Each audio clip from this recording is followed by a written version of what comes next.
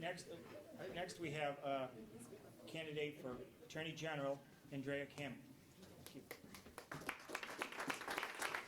Thank you, George, and thank you for organizing, and thank you, of course, for all of you for being here. You can be anywhere, but you're here, so thank you. I really appreciate it, and of course, thank you for everyone who volunteers their time for the party. It's probably a thankless task, so thank you for all that you do for the Commonwealth. I am Andrea Campbell, and I'm running for Attorney General, and I didn't jump into this race lightly. After a lot of encouraging conversations and a lot of prayer, I am a believer, and some fasting for those who understand what I'm talking about, ultimately jumped into this race.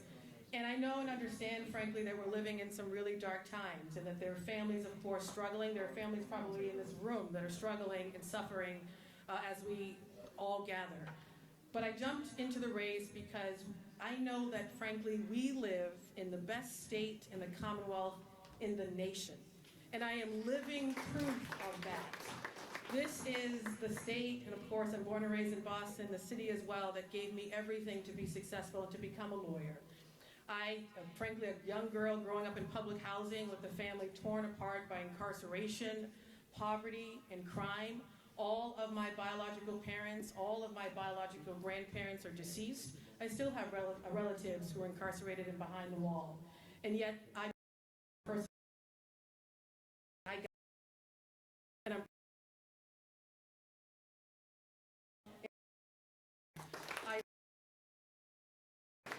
I've actually not only represented workers, but the most vulnerable.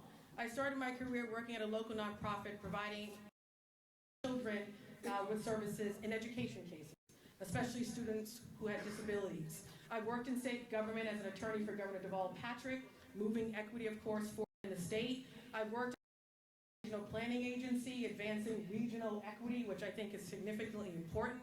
And this was an agency that covered 101 municipalities. And I've been blessed to serve as an representing folks on a whole host of issues, pushing for a better education system, including pre-K for our families, ensuring families had access to a living wage, of course the tools to grow their wealth, to stay in their homes, to buy their homes. So running for Attorney General is frankly a continuation of that work. And I've always been a public servant, turning pain into purpose. That wouldn't change.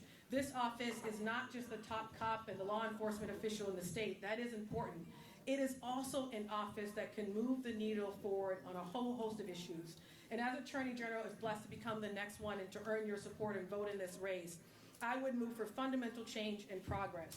Of course, on climate change and resiliency, racial inequities which still exist in our beautiful Commonwealth, absolutely ensuring that every family had access to a good education, healthcare, physical, mental, and behavioral, as well as the tools to build their wealth. Of course, a living wage, benefits, that should frankly be a guarantee. And I actually think it should be more than $15 an hour, just saying. And I'll just say, there are so many other issues and things this office can do.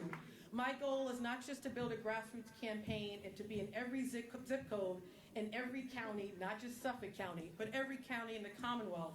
It's to make sure that the average person understands that the AG's office, no offense to the other folks running, is the best office to actually deliver with a sense of urgency quickly on the things they're struggling with every single day. So I hope to earn your support. Thank you for being here this morning.